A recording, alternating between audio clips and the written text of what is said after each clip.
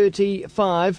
Time to talk both things, actually. We're talking wine with Jason Bryant. We're getting Unscrewed from unscrewed.co.nz, and also music with Miss Little as well. Hello, Miss Little. Hello. And hello, Jason. Hello, Wammo. Yes, nice to have you. Go the All Blacks. Oh, come on. It's a bit... No, it's never too early. The day can't is upon hijack us. the feature just like that. I can. Not yet. It may be the biggest day in New Zealand's history. Is that what they say? Seriously? It's the biggest day this country has ever seen. Most important day. It must be, because the news at the top of the hour didn't have anything else. But every day is important to me because it means I'm here, right? That's my. But sure, you're going to go home, get a big, nice kind of rectangle, fill it with sand. Yes, dig a hole, and put your head in. Yeah. Put it all the way round. Well, just the whole... For the next 6 weeks, Wammo. The whole idea of the whole waterfront thing sounds like an absolute nightmare now. I don't know if did you see the news reports about that? Well, there was a 20 waka coming in or something like that. They reckon it's going to be full by 4 or 5 o'clock. Well, do you know what? We need something like that, though. Yeah. I know that there will end up being a 12, natural disaster, but we need something like that. I think it's going to be fantastic. I've bought into it. I've got 2 little All Blacks aerials on my car. Yeah. Yeah. Moving right along. We've got the flag. I've got the flags. Oh, goodness. We've got a nice guest in the Kiwi studio. Yeah, sorry. We should be talking music. Miss Little. Australian music. No, I'm not Australian.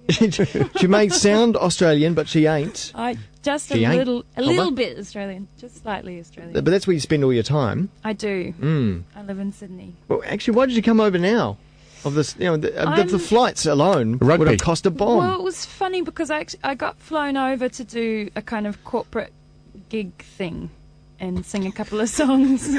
Well, and that's a corporate nice. gig thing, and didn't actually realise at all that the Rugby World Cup was happening. It was very funny. Oh, so you're not doing Eden Park? No. Okay. No.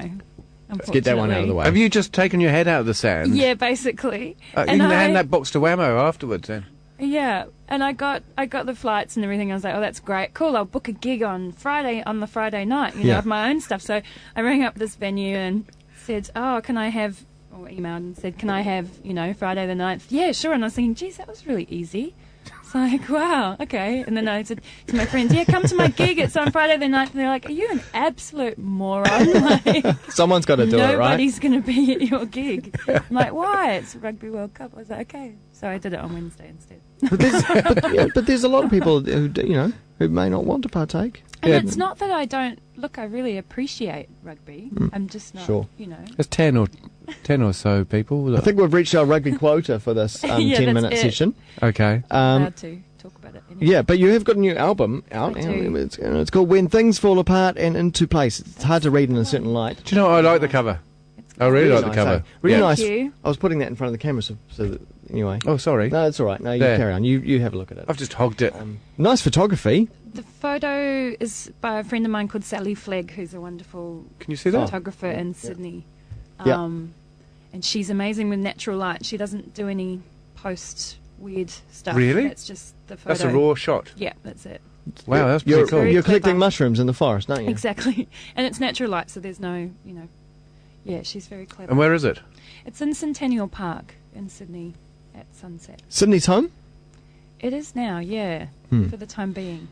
But been that way for a few years. Well, I've been there for 5 years, so it's sort of, it is slightly confusing a little bit because I think I'll be there for a bit longer. Yeah. So, but every time I come back here, I'm like, oh, I love it here, and I miss the nature and the water and just, What, you haven't got that in Sydney? No. We do. I mean, we've got the harbour and we've got beaches, and it's very easy to get to. It's sort of a bigger version of here, but it's definitely more busy and apocalyptic more dust storms.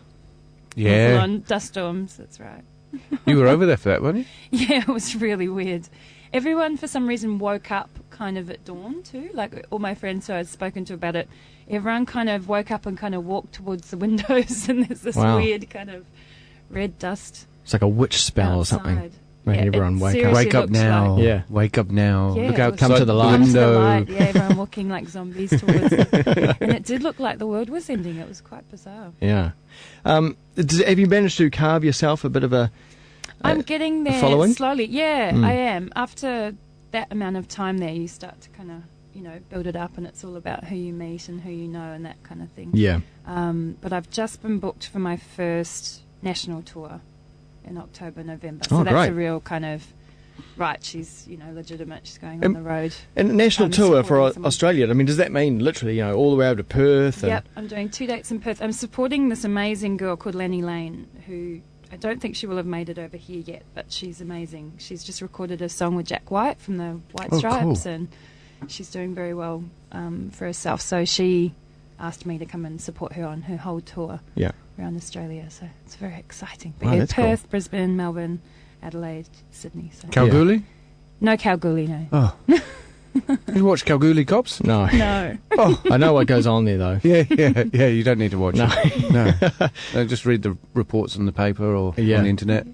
You get an idea. What's radio like for you over there? Is it kind? Yeah, there's a wonderful radio station there called FBI, which is Great a name. community station. Yeah. And they're really cool, but they've got a wonderful following, and they've really picked it up, which has been great.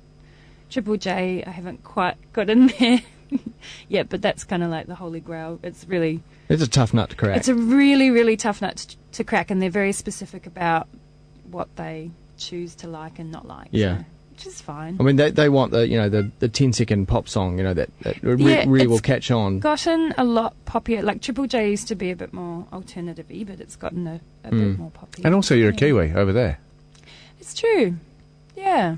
I mean, I haven't felt a lot of prejudice, but I do feel like a foreigner sometimes there. Still, I still feel like one my here. way in.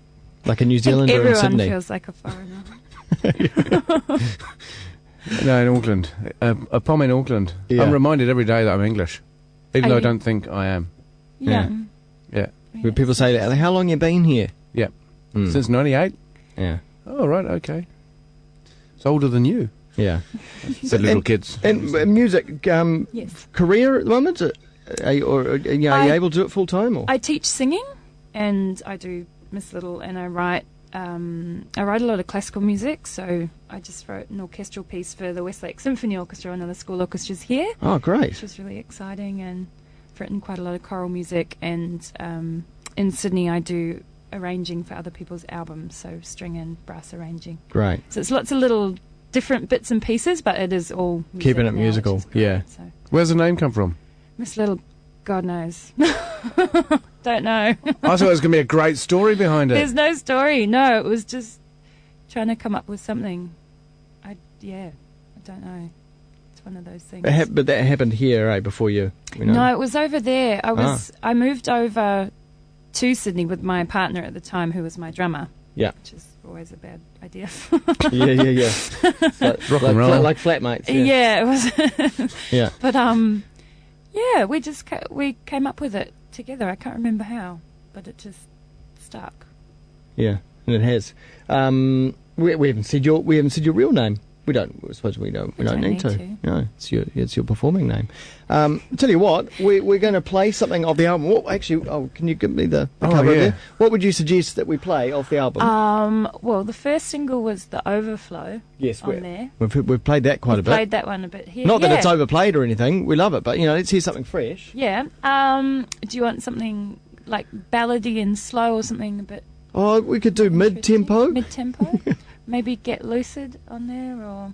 Okay, Get Lucid. Or the first track, Where's the Way Out? Let's go Get Lucid. That's track number 6 on the... No, hang on. Oh, I can't see it. It's number 7 on the album. Miss Little, live in the Kiwi Share. Of course, Jason Bryant as well. We're getting unscrewed. We're wine tastings straight after this. Okay.